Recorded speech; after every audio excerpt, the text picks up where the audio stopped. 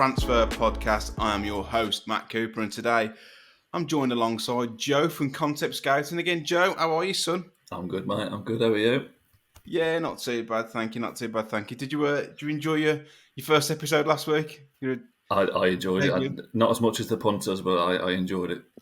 Yeah, to be fair, we had quite a few nice comments, didn't we, mate? It's nice to do something a little bit different, and I think people found value in what you were saying, which is one of the reasons why we got you on. One of them, and the other one is because you're my mate.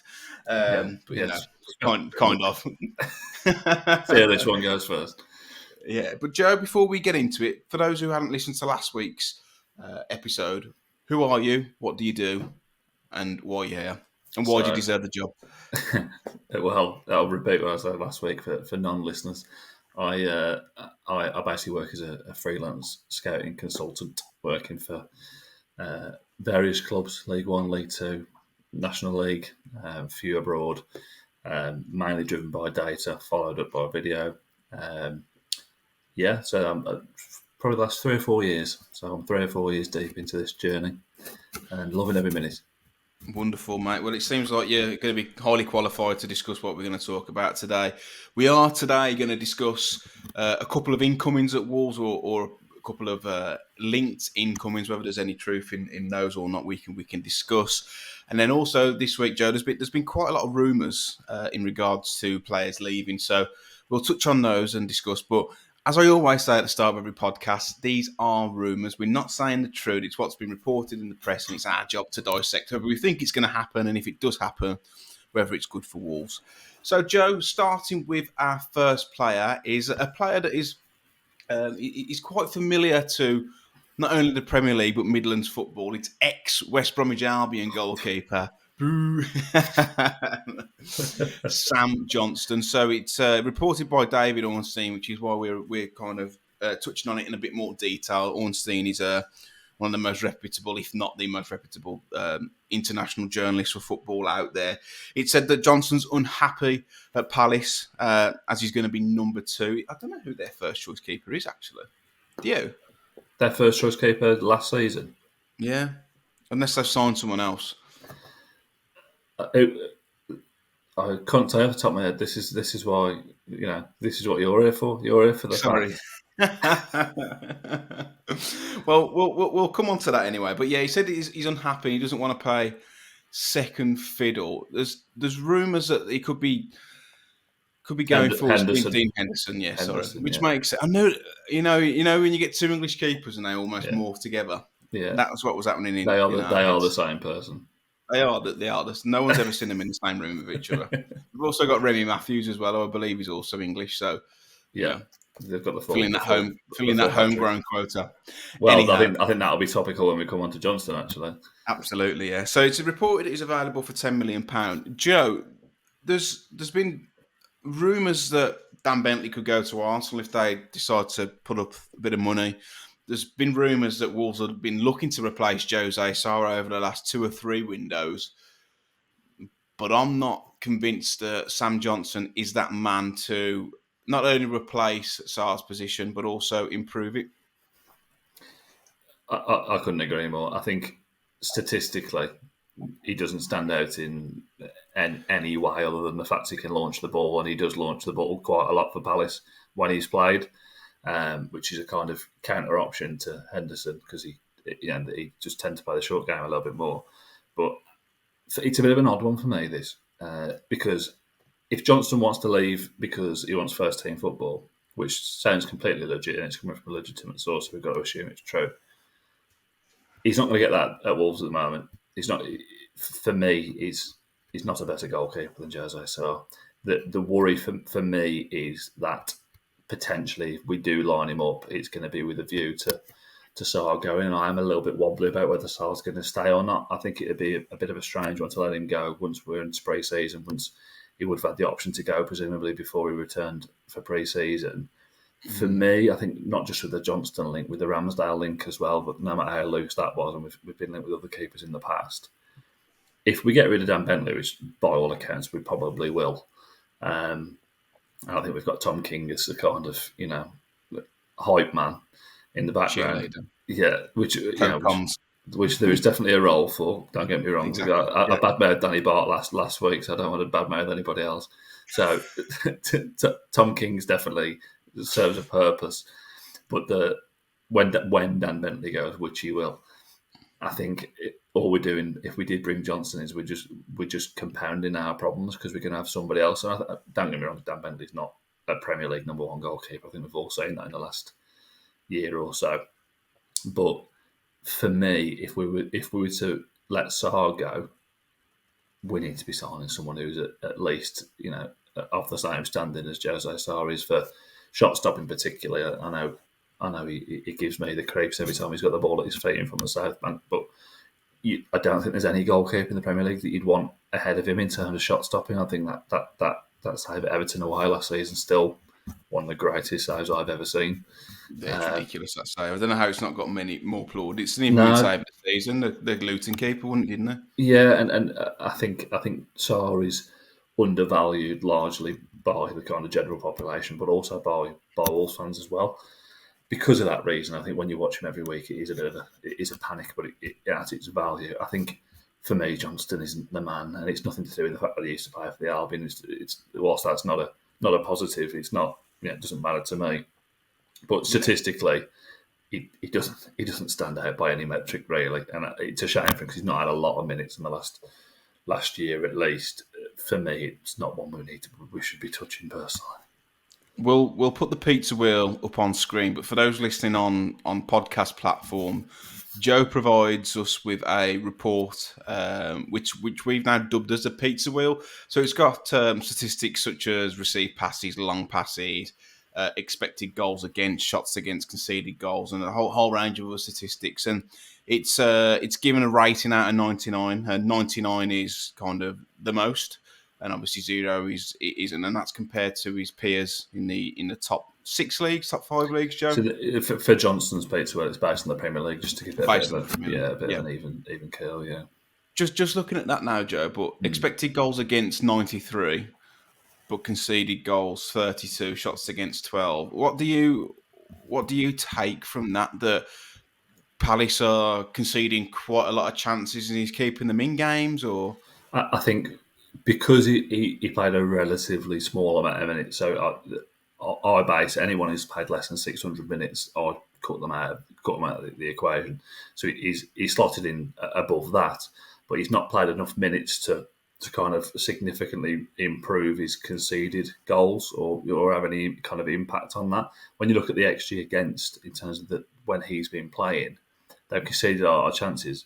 By recollection, last season Palace conceded quite a lot of chances anyway, kind of relative to teams around them in the league. So I wouldn't personally read too much into that. Don't get me wrong, I recall him making a few good saves last season when I saw him, and he's a decent goalkeeper, but he's not to the point where he should be standing out when he's being scouted. For me, there are better options out there, and I think if you look at his long passes, which is what everyone's eye will be drawn to, that's not successful long passes. That's quantity of long passes. So he's in the 97th percentile of long passes in all goalkeepers in the league, and you've got, granted, not many goalkeepers are playing long balls anymore, but the likes of the Palaces and the Lutons, etc., that they were looking to launch it last season. So that doesn't suit our style, I don't think. I think if that's a trait that he's got, which it evidently is from the data, I can't see Gary O'Neill wanting to get Sam Johnson to lump the ball up to Strand Larson. If we're going to go full purist, then I don't think that suits our style at all. Especially if you look at us last season, I don't think we were quite as tippy tappy as we had been previously. But there's definitely a reluctance to want to launch the ball up the pitch. I don't think we've really having Jurgen Strand Larson, that will help that obviously. But we've got players in the middle of the park and full back and wide to actually get the ball up the pitch properly, in inverted commas. People hate that, but in terms of the modern way, I don't think Sam Johnson suits the way we play. I also don't think he's going to get a move in the Premier League. If I'm honest, I don't. If he's desperate for a team to be first choice in the Premier League, I don't think that's something that's going to happen. I say that he's well known to Midlands football because of his stint at the Albion, but I forgot he also played at Villa and also Walsall back in 2013. Has he not played for the Blues? he feels like someone who should have played for the Blues, but he hasn't played for the Blues.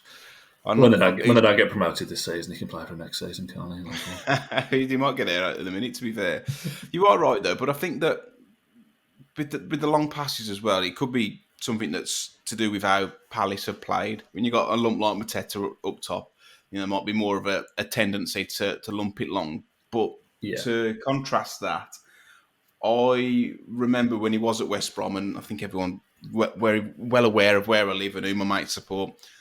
They said that how bad he was with the ball at his feet, and he'd panic. And they actually conceded quite a few goals where he's been sloppy or caught in two minds and gave the ball away, and it's been a tap in. Similar to Sarr, I don't think Sarr has been let off the hook many times in situations such as that. It's unfortunate for Johnson that it's led to a goal, but Joe, I agree with your views on Sarr. I personally think that Sarr is a good Premier League goalkeeper, nothing less, nothing more. Excels in some parts, such as his shot stopping, and I don't think I don't think his command of the area is as bad as people make out. But then concentration and his distribution, I think, is very poor. Um, yeah, and I feel that if we are to replace Sarr with Johnston, you're almost replacing with a like for like keeper. But it also yeah. depends on how much Gary O'Neill values a keeper playing out for how valuable is that for his style? How much of a non-negotiable is that? So you might have to find a goalkeeper that isn't as good as shot stopping, but maybe a little bit more comfortable with the ball at his feet, and you take the rough with the smooth with that. If you want a goalkeeper that's good at distributing, great shot stopping, great concentration levels, command his area, you've either got to go for a diamond in the rough who's an 18, 19-year-old who's unproven and you can pick up for less money, or you're going to have to compromise because Wolves won't be putting 30, 40 million pound down on a goalkeeper. No, I think part of the benefit to Sarr having certain kind of shortcomings is a goalkeeper like Jose Sarr with his as a shot stopper. If his distribution and his concentration were the level that they should be, he wouldn't be playing for us. He wouldn't have been playing for No. Olympiacos. He would have been playing at the level above. I think that there is a good batch of kind of strong goalkeepers coming through now, and particularly in France, there's quite a few that are coming through. Rest, the guy from Toulouse who's playing in the From where? Olympics at the Where, sorry? moment. What's his name? Rest, Oh, Restes. Ariesta. Yeah, I thought you said breast. Sorry. I no, no, genuinely no, no, thought you no, said. no, no. Come You on, said Matthew. breast. That's what pricked my attention. No, no, no, no, no, no, No. not Brest, Toulouse. Um, Well, that's what I thought you meant the club breast. no, But no, anyhow, no. So there are, and I think if you look at Elan Melier, when you referred to kind of goalkeepers that are diamonds in the rough, that's definitely what Leeds have got there. They signed the goalkeeper from kind of a goalkeeper who's got clear shortcomings, but he's developing into a very solid option now. And for me, not necessarily signing an 18-year-old in kind of like what Melier was, but someone. I think we need to, the way Matt Hobbs and the scouting team at Wolves are looking, like we said last week, it's to develop somebody. So there's potential that if we sold Jose Sarr now, we'd recoup the funds that we paid for him, which is a positive, definitely, because we got a good deal from. I think it was kind of 6 to 10 million, wasn't it? Kind of with add-ons, which is a really good value for a goalkeeper of his standard. But I don't then see us as going and spending. Was it 10 million that Sam Johnson's linked for? yeah. Come on. I can't see that myself. But for me, talking on the kind of wider piece, do I think we'll replace Jose Sarr in the next 12 months? Yeah, I think we will. It's just a case of replacing him with the right guy and ideally somebody that we can recoup funds on later down the line. You look at like Southampton now, who kind of went a bit gung ho and spent. I think they spent a fair amount of money on Bazunu. Bazunu, yeah. Yeah, and again, has kind of flattered to deceive. Is one of these is meant to be great distribution, great shot stopper. But I remember a couple of instances last season where he let them down. He may have been the season before. I can't remember. It's all blended into one. But It would have been, yeah, when they were in the Premier yeah, League. I think the thing with goalkeepers like that, I think Bazunu came from Man City, didn't he? Yeah. Originally, and at youth level, he was outstanding. Which a goalkeeper of his kind of stature, 6'2", 6'3", he's been 6'2", 6'3" since he was about 16. He's been, he's always been that kind of goalkeeper, and they tend to come through a little bit quicker. But I think he's 21, 22 now, and you'd be expecting him to kick on. And I think I'm not sure if he's still there first choice. I think he played quite a few games from last season, so this will I be a big. think I think he picked up an injury. Yeah, so this will be a big season for him. But I would much prefer, if there's cash there to be spent, a signing like that. I think Southampton spent kind of 15, 20 million quid on him. There's every chance Yeah, that they about get that money 20 back million. if he has a fairly solid season this season. So I think there is a lot of rationale behind that kind of thinking. I know it came across like they spent a lot of money, but there's every chance they recover that money. And for me, that's the route that I'd want us to take. Not necessarily spending 20, 25 million quid, but put a bit of money down and get a decent bit of money back. Whereas if we're just buying, I think you're looking at our goalkeepers now since we got promoted. You've got Ruddy, Patricio, Sarr, Dan Bentley, Tom King, being classing Tom King as one. Then Yeah. for me, that's something that we need to look to change in the future. Not necessarily this summer, but we need to be looking a little bit towards the future now, I think, in that area. Yeah, he snapped his Achilles tendon in April, so you won't be seeing him until probably next year at Bazunu. Yeah. But I wouldn't be against Wolves looking at someone a little bit like that, younger, unproven. Put him into the first team, let him learn quick. I don't think you need to protect players like that personally. That's not. I don't No, think a goalkeeper. You can't keep pulling a goalkeeper in and out of a team. It's not like a fullback. We've got to stick with him and give him time. the one thing that would Personally, worry me, to kind of counter my own point, but the one thing that would potentially worry me would be a young, inexperienced goalkeeper behind the likes of Mascara and Totti.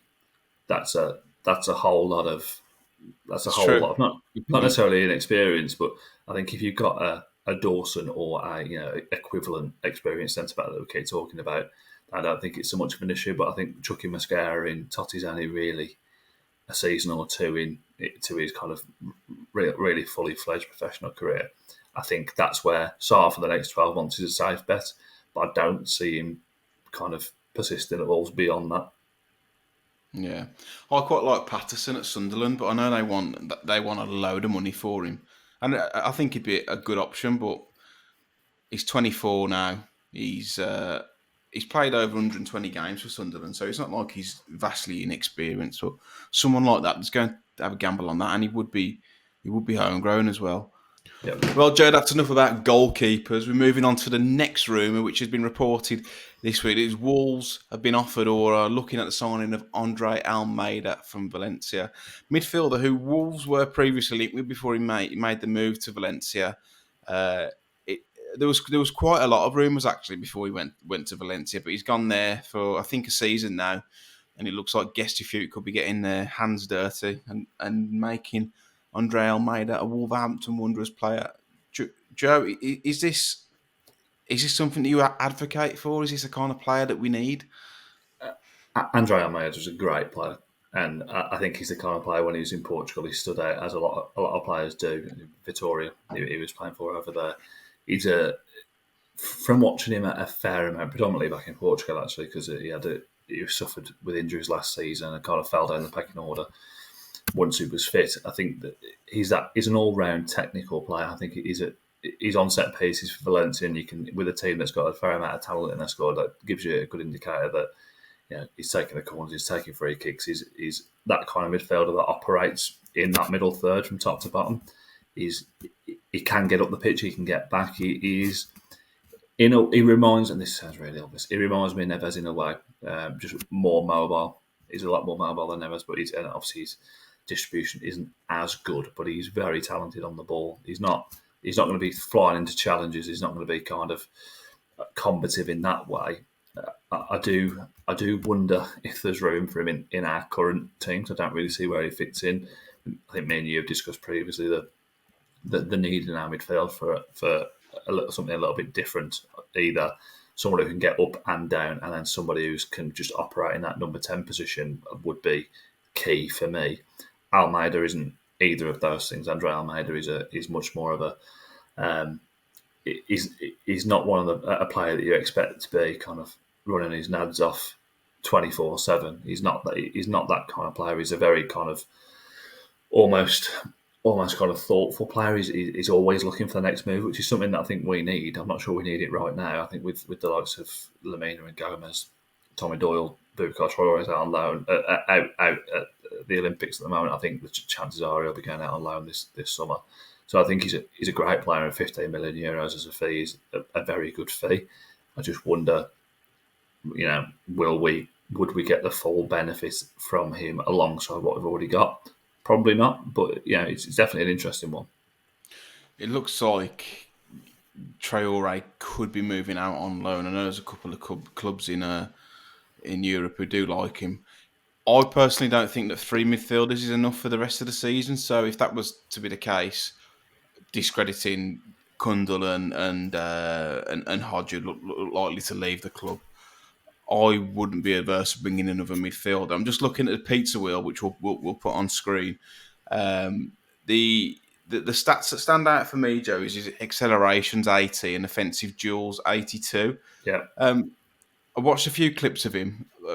Admittedly, I've not watched a lot, but he seems to me like a player who can kind of burst out of tight situations, but also win the ball fairly high up the pitch as well. yeah. He's an all rounder, and I think I've Yeah, I've done it to death on Boy Scout within the last 2 or 3 days with seeing this link, knowing him a little bit, but wasn't watching him too much in Spain last season. He can be combative. He's that player where you can see from his stats he's very competent in duels, but he's not a player in the kind of Joe Gomez mould who you're back to win 9 out of 10 of his duels, which yeah, Joe Gomez has proven to do. I think he's the kind of player that with the ball at his feet, his magic is, which I'm not sure if we've got somebody in the midfield at the moment who can do that. I think someone like Tommy Doyle's a very technical player. I think someone like Lamina is combative and can get up to the final third and kind of he's got end product. Joe Gomez is combative, probably as good as anybody in the Premier League. I think in the role that he plays. I think there'd be scope for someone like Almeida, 100%, because he's a creator. And I think if you watch him just strike a dead ball, you can see if someone's got it or if they haven't, and he has. There's all day long he would be a fan's favourite at the moment. Yeah, I think it definitely we need more than the three kind of first team options that we're going to have.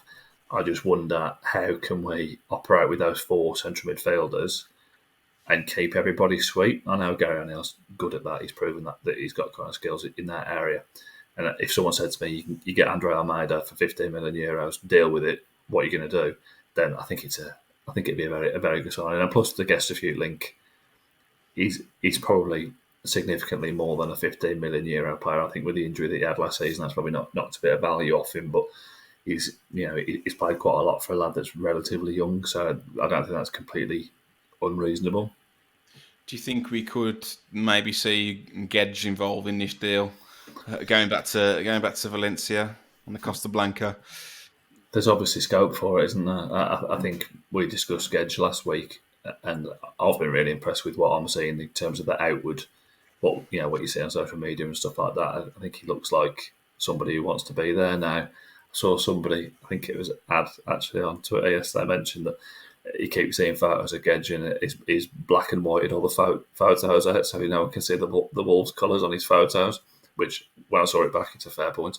But that does worry me slightly. I do think Gedge can offer something next season, but if he's a make weight in a deal where, for me, that their values aren't too out of the realms possibility of being kind of similar, I think 15 million euros for Almeida is keen. Whereas 10, 15 million euros for Gedge, I think he's about right. I might be overvaluing him slightly there. I think we got him for 25.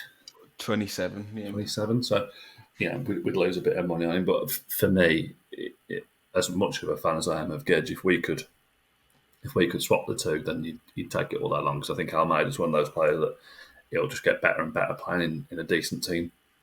I think book value Gedge is worth about 17, 18 million. So you'd need to bring in a fee of that to be able to break even on the PSR balance sheet. There's going to be some kind of write-off there. We're not going to get 17 or 18 million pounds. I think if this deal was to happen, this is theoretical. It hasn't been mentioned in the report, but you'd see one go for 18 million, the other one go for 18 million. Yeah, and it'd go down as a balancing exercise. There's not any like Villa youth players we can sign like everybody else is doing. But a creative accountancy. Yeah. any deal done before what June was it June 30th Yeah. is purely a PSR exercise, and I think it just makes a mockery of the whole thing. It just shows how flawed it is. It's a big That's the, frustration of mine. I know I've mentioned it before, but I think for me that whole scenario, as a scout, as someone who sees a lot of young-ish footballers, for them to be used in that way. I know you've had Kieran Maguire on the yeah. channel before. I know he speaks quite kind of vocally about it. You're killing careers, really. I think if you look at Lewis Dobbin, for example, don't get me wrong. Gone the Albion, hasn't he? I think the Albion allows a decent move for him in the end, considering where he was last season. But the lad's been kicked away from his kind of hometown club to go and perform some kind of paperwork exercise on him for the Villa, then just to get sent off down the road to the Albion. To me, that's not what football, particularly grassroots football, is about, and that's something that I really hope we don't get involved in, because it's easy to criticise other clubs for doing it, but as and when your own club does it, people are a lot less vocal about it. Not that there's been an issue with people being vocal about the Wolves over the summer, but I think for me, with Gedge, obviously don't include him in that. If we could make something work in that way, and that hopefully someone's willing to swap us one of their players for Fabio as well. But that would, for me, I think it's a very good suggestion you provided there. Thank you, mate. I haven't seen anything about Fabio. I know he went to Porto on holiday a couple of weeks ago to watch a game, but there's literally nothing in the press. Last time I seen him, he had cornrows on holiday, and I've not seen him since. So since the dreadlock cornrow scenario, I thought he was probably going to keep that blow. He looked a little bit like rapper M.R. You know, you not heard of it, M.R? No, People in the the face that I'm pulling is a face that many of your viewers will be pulling right now. I don't want to spit any bars just in case it gets marked down for not copyright, because it won't be that good, but demonetisation, because they are quite vulgar. But people are known. Yeah, he's a bloke from I think Kent, who portrays himself as like a Jamaican fella. I know the chap you mean, the one that appears in all the memes. Yeah. So the one that I saw regularly last week was when Steve McLaren was signing for Jamaica. Yes. I know what you mean. He's a character, but yeah, not really my type of music, but some of the lyrics do resonate with me. So nothing on Fabio. It's gonna be a bit of a strange one, isn't it? You know, I can see him going somewhere like Lake Como. Catrona. Yeah, him and Catrona up top for the ages.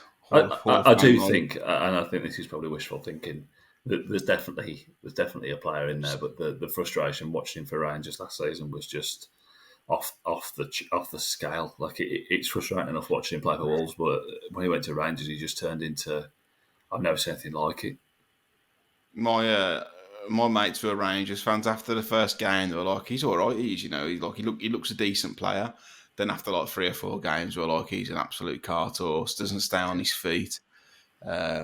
It's a shame. It's not his fault that they paid 35 million quid for him, but as you said, Joe, it can ruin a player's career. He's made it very, very clear he didn't want to come to Wolves. No, it can, but if you look at him, we went out and watched him in Belgium, and he didn't look particularly interested there. I think that he didn't look particularly interested in speaking to us either. No, he didn't. Understandably, in fairness, but seeing him like playing for PSV, I thought at one point when he was playing with Xavi Simons, I thought, maybe there's a remontada on the cards here, but I just think he's had so many opportunities. I was fully supportive of him, firstly when we signed him, but then after that first couple of years where a few people were getting on his back, I still thought there was a kind of career for him up until the Sheffield United game last season, where it wasn't particularly his fault, but the way he dealt with that afterwards, I don't think was brilliant. And then when he's gone after, I think that the Old Firm game,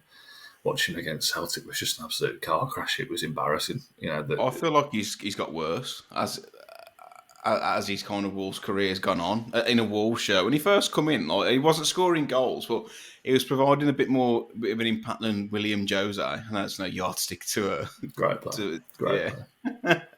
But I feel like he had a spell when we played Sheffield United in the cup at home. We beat him quite handsomely. Semedo scored.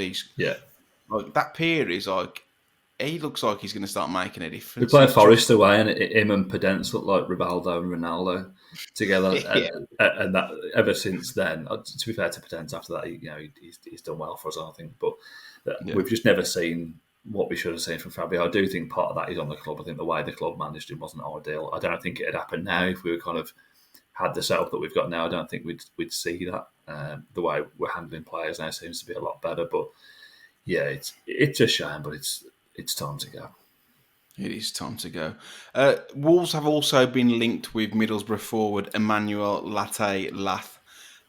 He scored 16 goals last season. We can confirm, Talking Wolves podcast exclusive, we can confirm that there is currently no truth in that and he's not currently a target for Wolves. Watch him sign next week. We've got... Let's press on now, Joe, to potential outgoings, which is... I know we've spoken about incomings for the first 30 minutes, but outgoing seems to be where most of the news has been. So let's start with Joao Gomez. Uh, Manchester United apparently appreciate Joao Gomez, which Don't we as all? we all, well, don't we all? That's from Ben Jacobs. Apparently, Wolves value him at 60 million plus. Saw a United account tweet earlier about it being available for 38 million, which again we can confirm that isn't the case. I'm not sure what Wolves' valuation is of him, but I think probably around the 60 to 70 million pound mark from what we're hearing. You can see though, Joe, why so many clubs are interested in him. I still think there's parts of his game he needs to refine. He's only had one full season in England. I think playing further up the pitch, playing at a higher tempo is something that he struggles with. But he's a serious talent, isn't he? And Wolves need to keep hold of him if they can. I think he's got the thing with Joe Gomez is he's got a very unique skill set in the fact that he's good enough on the ball, but without the ball and winning the ball back, he's top level for me. He's an elite central midfielder in that respect. But again, it comes down to the fact of if he improves at the rate that he improved last season, we can expect next summer he'll be off. And I think that's a reasonable approach to take. I think when we took him from Brazil, we did well, really, considering I think obviously Leon were linked at the time, #free Joe Gomez. But the could and should have been, I think, grateful, obviously, but I think the could and should have been a move to European football for him last year, kind of last winter, I think it was. And we've done well to keep him, and I know it sounds kind of like we're writing it off, but I think if we can enjoy another 12 months of Joe Gomez, we're lucky, really. And if we can replace him in the right way, which obviously we mentioned last week, didn't we? Our recruitment this summer needs to feed into what we're looking to do next year as well, and kind of have a 3-year plan, 5-year plan.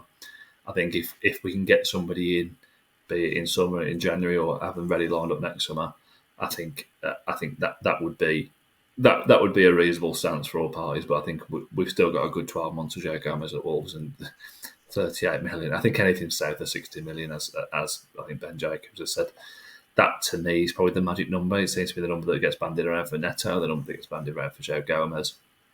I think we got 55 for Mateus Nunes.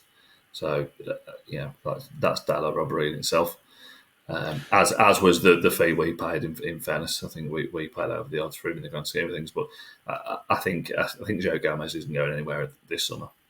Wolves nearly didn't sign a player. A certain Portuguese agent, who I won't say his name, but was a bit of a resemblance to David Dickinson. He tried to kibosh the deal because of a few different let me say levers, but I'm sure we can come on to that on another podcast. Kibosh the Joe Gomez deal? Yeah, he did. I think he wanted to get involved, didn't need to, and then basically insisted that he went to France. Oh, so. Yeah, it was actually reported in the Express and Star, but it got taken out of the report very, very quickly at the time. So. It does ring a bell, to be honest with you, and I think that's a positive for me in the way that we're moving in the transfer market now. We're moving quite independently, and the scouting team have been empowered. I think when not long before we signed Joe Gomez, we were in for Enzo Fernandez quite strongly in the summer window before. I seem to recall that he wanted to finish his Copa Libertadores campaign with. Wolves didn't want to, but according to reports. Yeah, and that was a mistake in the grand scheme of things.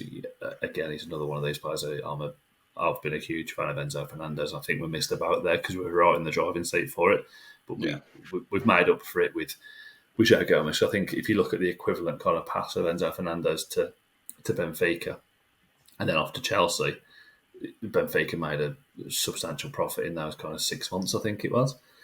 If yeah. you look at what we've done with Joe Gomez, I would imagine we've quadrupled his value in terms of, and that's not we, it's him as well. You know, the way he's Mm. progressed and the way he's bought into how Gary O'Neill plays. I think the way Gary O'Neill plays into how Joe Gomez plays. It suits his style. I think him and Mario Lemina kind of came alive last season, which was brilliant. I think if he can keep improving, then we're going to have a tough time keeping him. But I think we've got to probably put that down as really strong scouting. If we can keep bringing those kind of players through, Wolves fans will be happy. Daniel Pedenzi's wanted by Saudi Arabian club, €10 million. It seemed to be a dead cert that he would go to Olympiacos, Joe, but reports suggest that Olympiacos haven't even spoke to Wolves about a potential transfer. I know that he put a post, one of his Pedenzi's classical cryptic social media posts. It's similar to, like, when like people check into the hospital or like take a picture of like a hospital floor and like tag it and say, "Are you okay, hun?" And it's almost like one of those. Like, he wants people to ask him, like, "What's the matter?" And that's what that post felt like. Well, it appears that there's a possibility he could stay put as well. But I think €10 million for a player with 1 year left on his deal, Joe. I think if Wolves do want to keep him, he would need to sign a new deal. But I think he's worth more than €10 million personally. But I just don't think they're going to get that. Was the deal he signed? He signed a deal before he went to Olympiacos last season, didn't he? Was that Yeah, so year extension, so he'd come back basically in the same position that he left. yeah? So I think we were quite kind of open about it last week. I think for me, at least, if Pedence wants to go, then he kind of goes with our blessing. I think he's done enough, really.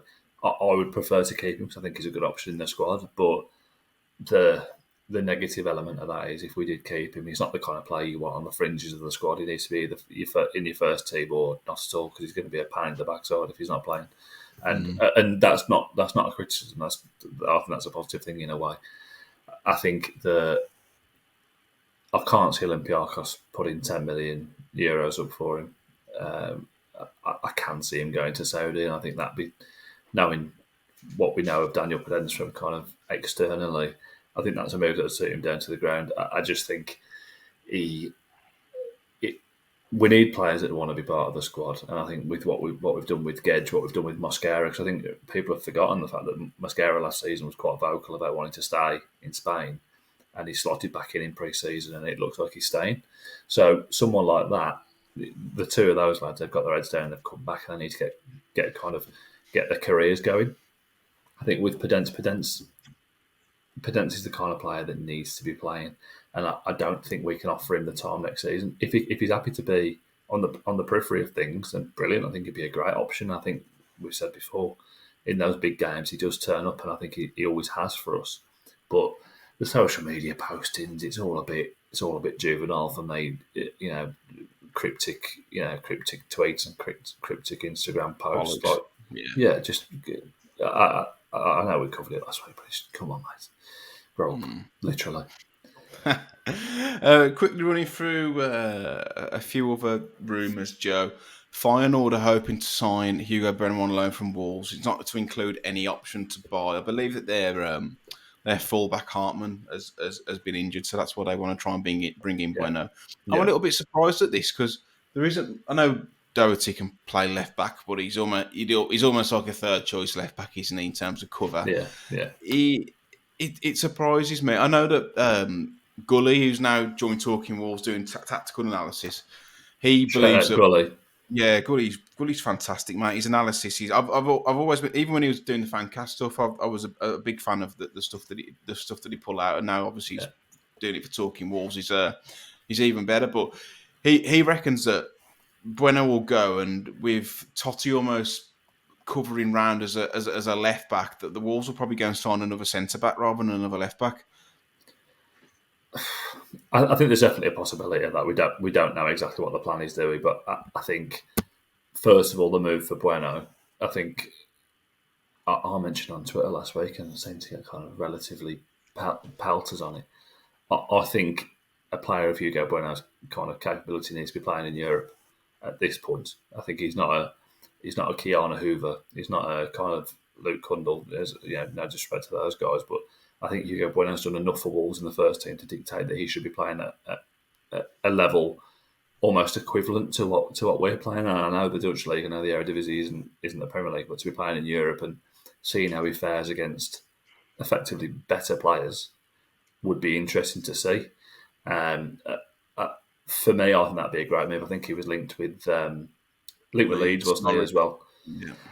So, whilst I think Championship moves are a solid enough move, I think it'd be a really good move if he did go to Holland. I think if you look at the players that have come through PSV, for argument's sake, we mentioned Xavi Simons, didn't we? Players in Holland that come through that they do develop well. Netherlands, mate. You get bollocks of people. So honestly, people pull you up on saying Holland. It's not Holland. It's Netherlands, apparently. Apologies, everybody from Holland. For the Netherlanders, I'm praising them. They're good at developing players. I think we really need to see more from Hugo Bueno this season, whether it's at Wolves or whether it's elsewhere. He needs now to not be on the periphery of things. I think he's good enough to be playing at that level. This is the thing. I don't see him being out of his depth at that level, playing in Europe. I think that's something that I think we need to see. I think in terms of recruitment, for me personally, I wouldn't necessarily say it's a square peg in a round hole, putting a centre back out to left back. I think Totti's been good at it, especially when he's kind of drifted out there. But I think it's as much for a squad competition. If Ryan Nori hasn't got a competent backup, and I think Doc is a good all rounder, he can play both sides. I think there's more value to Matt Doherty than a lot of our fans kind of allow him. But I think for the purpose of competition, we need to have a left back that's challenging Ryan Nori. Ryan Nori, as good as he is, and he's absolutely top draw. He's a top player that strikes me that if he's not got someone up his backside, I think you might see. Does he need some cover as well? If he's not got somebody up his backside, he's gonna kind of ease off a little bit, and that's something that I don't think we can allow. And I think Hugo Bueno did a good job of that last year. I'm going to disagree with you. I don't think Bueno's that level. I'm not convinced personally. Every time we played at left back last season, or a large part when it was him and Totti, teams targeted that left hand side when Nori was out, and between the pair of them, the ball retention was pretty poor. So I'm going to disagree with you there. So, you're welcome to. Many on Twitter did actually. Your supporters talking out your arse. Yeah, I think if we could, it's difficult to think if we're comparing Hugo Bueno to Ryan Nori, it's an argument he's going to lose every single time. But I do think I think Hugo Bueno is better than a Championship fullback. Yeah. Okay. No, that's fair enough. I just don't think he's I think you said Champions League, didn't you? I think if he's playing in Europe, so whether that's Champions League, Conference League, Europa League, I just think he needs that variation of him playing against the odd game where he's playing against teams that are considerably better than Feyenoord. No disrespect to Feyenoord and the Dutch fans.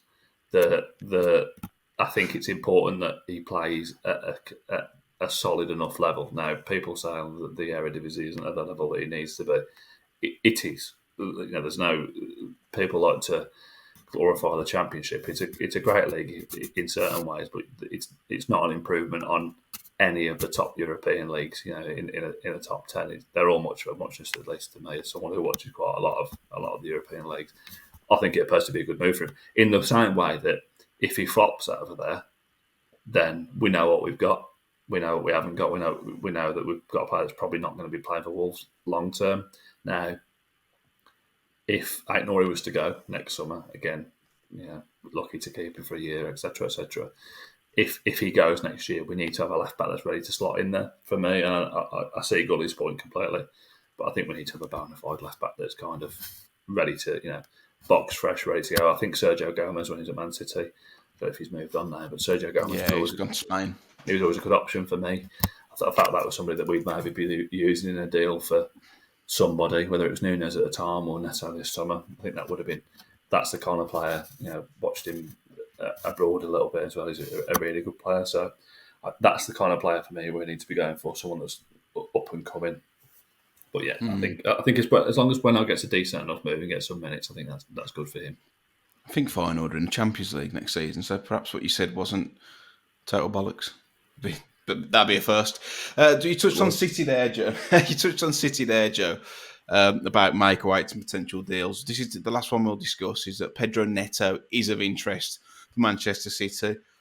I'd heard about this about 3 or 4 months ago, and it kind of felt less and less likely to happen, especially with the way that Pep has been playing. Um, but can you see that being a good move for Neto? Can you see him fitting the way that Pep wants to play? And would you take some players in return? It's probably going to be someone have to be out there, the U Franks or like a McAteer, because I don't think you're going to attract any other type of players because of the money. But was that something that you would be open to? Or Yeah, I think first of all, I think Neto can. I think Neto's good enough when he's fit to be playing for Man City. I think if you look at the likes of Jeremy Doku, Grealish, they're very different to Neto in that way. Foden, I think Neto would be a good alternative. I think if you look back to when Leroy Sané was playing for Man City, there's similarities there to a degree. I think Neto's got that unique playing off the right, cutting off his left kind of attribute that is kind of quite popular at the moment. I can see him playing for Man City. I was chatting to somebody earlier, and I think that a big thing for me would be if we get anywhere north of 50 million quid for Neto after the injury problems that he's had the last 2 years, he's got to go. Purely because, for me, I feel like we've got sufficient replacement in from now, particularly with Rodrigo Gomez.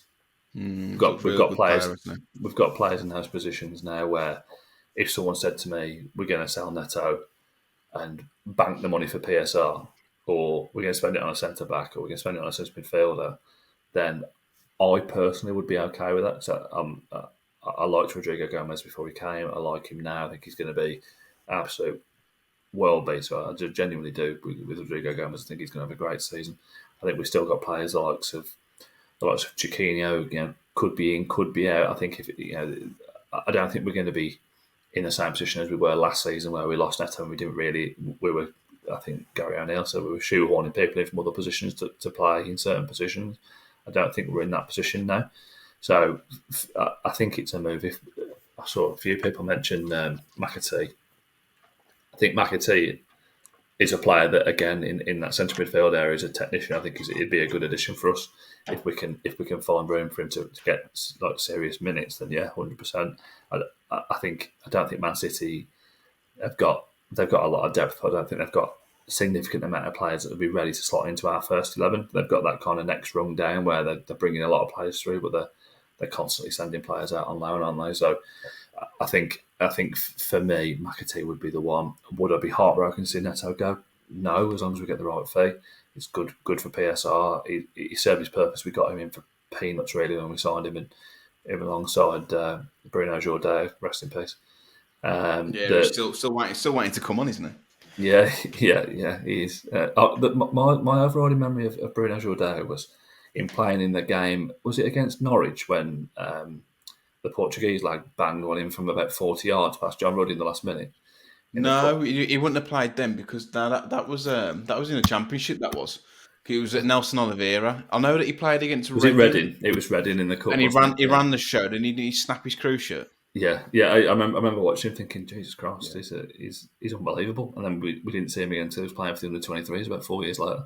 So I think if you look at what we've got pound for pound out of Neto, if we get 50, 60 million for him, which I think we probably will, then that's pound for pound one of the best transfers we've ever made, especially with what he's contributed while he's been here. I'm not against using the money to strengthen the squad. I think you probably speak for most Wolves fans, if not all, that if you're getting the money, we spend it. Don't bank it, because that's just going to rub fans up the wrong way. And I still think there's areas of the squad we need to improve upon. Joe, before we close, I just want to get your thoughts on when you think the deals are going to happen. I think that we're going to probably see a bit more movement now, probably after the first or second game of the season. I think deals are going to go on later into the window, the halcyon days of deadline day. I think it Yeah. could be the last 2 or 3 days where we do start to see quite a lot of movement, especially at Wolves. I think O'Neill will get a better understanding of once you start playing league games, who's in the plans, who's not, who's willing to stick around and fight, and then I think there'll be a lot more movement off the back of that. I think you're right. I think we've discussed that in recent days. I think that we're not in that position that we've been in over the last 2 or 3 years, where there's rumours generating themselves because the squad was light and people could openly see where we needed to strengthen. I don't think there's any position now, bar maybe centre back, that we're absolutely desperate for somebody. I think we're fairly covered in most areas, but I think, like you say, when the players that are on the periphery, maybe the Gedge, the Pedences, the Chiquinios, particularly forward players, but there's going to be others as well. The Cundles of the world that I know Joe Hodges are kind of halfway out the door already. That once those players have kind of gone and we know what their movement is going to be like, I can see it being quite busy towards the end. I don't think we're too hard pressed from a PSR perspective. I do think we need to be spending money as and when it comes in, especially if we can get the kind of a decent enough replacement in for Neto, whether that's directly in his position or by spending the money. Then happy days. I don't see any rapid movement in the next couple of weeks. No, same. Joe, it's been an absolute pleasure. Enjoyed it again this week. A bit longer, bit of a longer episode this week. I'm sure we'll be back next week, even if there's not any more rumours. I think we'll probably analyse the squad depth for maybe midfielders or forwards, but we'll see. It's always nice to get stuck into rumours though, because it does excite you, doesn't it? It does. Even if they're just wildly left field, it's just something to get excited about the potential of a certain player playing in the old gold and black. But Joe, where can people find you should they wish to follow yourself and Concept Scouting? At Concept Scouting on Twitter, X, whatever it's called these days. Yeah, I am there, and I'm posting regularly. So any rumours that do crop up, we'll be posting on there as well, with the views maybe discussing them next week and for the next couple of months. Wonderful, wonderful. We are talking Wolves across all socials. You want to keep up to date with all those rumours that we've spoken about today.